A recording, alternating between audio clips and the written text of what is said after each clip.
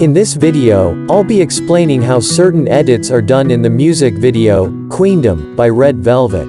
I have included timestamps in the video description below, so feel free to check them out. And the video starts right now. First, let's talk about Levitation. More often than not, music videos usually have a theme that is being carried out throughout the entire video. In Queendom, the theme is Levitation. You can find a lot of scenes in which objects are floating all around. Now let's see how we can make an object levitate in Adobe Premiere Pro. For this explanation, I will be using this footage in which a man is pointing his finger. I'll mute it for the moment. Next, I'll be importing an image of an apple to the timeline. If you haven't already guessed, what I'm going to do is make the apple levitate as the man raises his finger. Before we start, I'll just right-click on the image and set it to the frame size. It's not necessary, but it's going to help a lot. You'll understand the reason in a moment. So, what I'll be doing next is remove the background of this image. To do this, I have to create a mask around the apple. More often than not, whenever there is a levitating scene in a video, masking is definitely involved in it. Anyways, as the image in the timeline is already highlighted, I'll be going straight to the Effect Controls panel and click on the pen tool in the Opacity section, which is called the Free Draw Bezier. Afterwards, I'll double-click the Preview panel, because to create a smooth mask, I need the preview to be as big as possible. So I'll be zooming in the preview even more by going here to choose a zoom level. Let's choose 25%. Let's zoom in a little bit more. Perfect. Now I'll be drawing the mask on the outline of the apple. To draw the mask, you just need to keep clicking on the outline, which will leave points. When you create a new point, it will automatically connect a line with the previous point. So if you want your mask to be as accurate as possible, you need to zoom in the preview and create points close to one another. If one of the points is not on the outline of the object, hover over it until you see the cursor turning into this shape. Then, you can drag it and place it on top of the outline.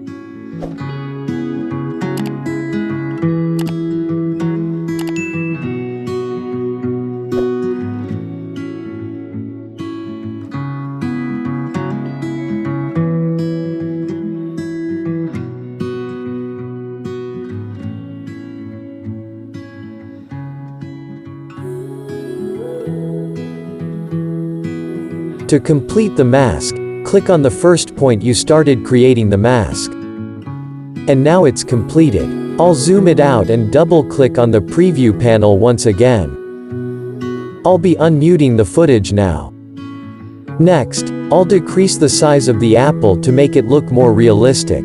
This can be done by clicking on this number in the scale section and dragging your mouse to the left. After that, I'll move the playhead to a frame in which the man is pointing, so that I can get an idea of how far I should place the apple away from his finger. This can be done by clicking on the number for the x-axis in the position section and dragging your mouse to the right. Since my aim is to make the apple levitate just as the man is raising his finger, I'll be placing the apple right at the bottom. This can be done by clicking on the number for the y-axis in the position section and dragging the mouse to the right. Alright, now let's start making keyframes. For those who don't know, if you want to animate something, you need to make keyframes. In Premiere Pro, you can animate anything that has the stopwatch icon in front of it. As my aim is to make the apple levitate, basically what I'll be doing is adjusting the y-axis in the position section by creating keyframes. So I'll click on the stopwatch icon belonging to the position section, which will create a keyframe immediately. Next, I'll move the playhead to the frame in which the man starts raising his finger and make the apple start appearing at that frame. I'll go back to adjusting the y-axis, and this time, as I have to move the apple upwards, I'll be clicking on the number and dragging the mouse to the left. As you saw, doing that created a keyframe here. Now we can see the apple starting to appear in the preview. I'll be moving to the next frame in the footage by clicking on the Step Forward icon. The man is raising his finger a little bit more in this frame, so I'll be moving the apple upwards once again by adjusting the Y-axis.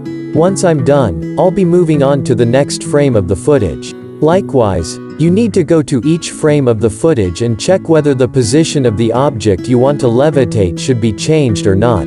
This is a slow and tedious process, but the end result is going to be worth it. Now, I'll press the space key and give it a play to see how the whole thing has turned out. And that's how you make an object levitate in Premiere Pro.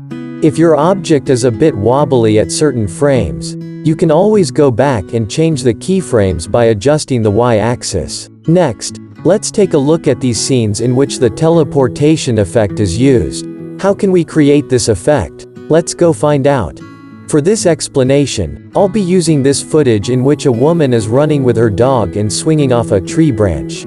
If you're planning on creating this effect, make sure to choose a video that doesn't move and change the background. Alright, let's apply the teleportation effect just as she lets go of the branch, right about here.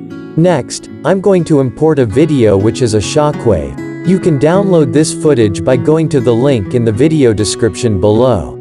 I'll mute this footage for the moment and give it a play so that you can see how the shockwave looks like. The shockwave covers the whole screen because that footage has different dimensions compared to the dimensions of the sequence. So let's right-click on the shockwave footage and choose Set to Frame Size. Now if you give it a play, it looks like this. Next, let's remove the background of the shockwave. Let's unmute this footage first, and make sure that the shockwave footage is highlighted. Then go to the Blend Mode section under Opacity and choose Screen, which will remove the black background. Afterwards, I'll be making some cuts.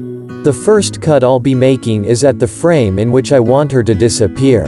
You can press C in your keyboard to choose the cut tool and then click on the video clip to cut it. But my favorite way to cut video clips is to click on the clip, make sure that the playhead is at the right frame I want the cut to happen, and then press K and the Control key together. The next cut I'll be doing is at the frame in which the woman is no longer visible in this footage. This cut is unnecessary if you happen to have separate footage with just the background. As I don't have separate footage with just the background, I'll have to make one by making a cut right here. Afterwards, let's delete the clip in the middle by clicking on it and then pressing the delete key on the keyboard. I'll move these clips together and then give it a play to see how it looks. Alright, now let's align the shockwave with the woman by adjusting the position of the shockwave. I'll move it to the right until it's on top of her, and then I'll scale it up a little bit so that it matches her size. Then let's rotate it so that it has a similar angle to the woman. You can do this by clicking here and moving your mouse to the left. Actually, I think it would look better if I scale it down a little bit. Let's give it a play and see how it looks.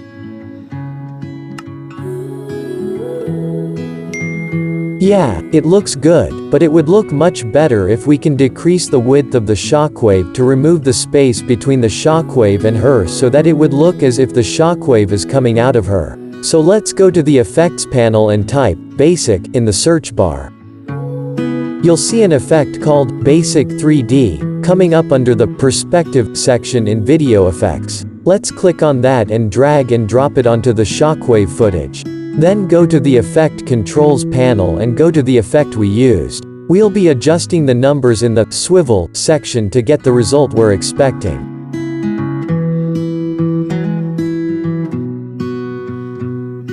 Perfect.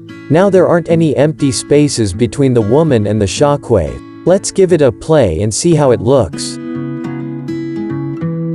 As you can see, it looks much better now. If you want to change the color of the shockwave to make it look like a scene from a sci-fi movie, you can go to the Effects panel and type Tint in the search bar. You'll see the tint effect under the Color Correction section in Video Effects. Once you drag and drop it onto the shockwave footage, go to the Effect Controls panel and look for the effect you just applied. Then you can click on the color box that's in the Map White section and pick a color you like.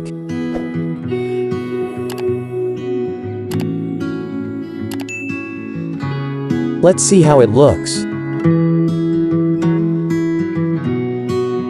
And that's how you create the teleportation effect in Premiere Pro. It would have been better if the dog wasn't in the footage because it makes it obvious that there's a cut.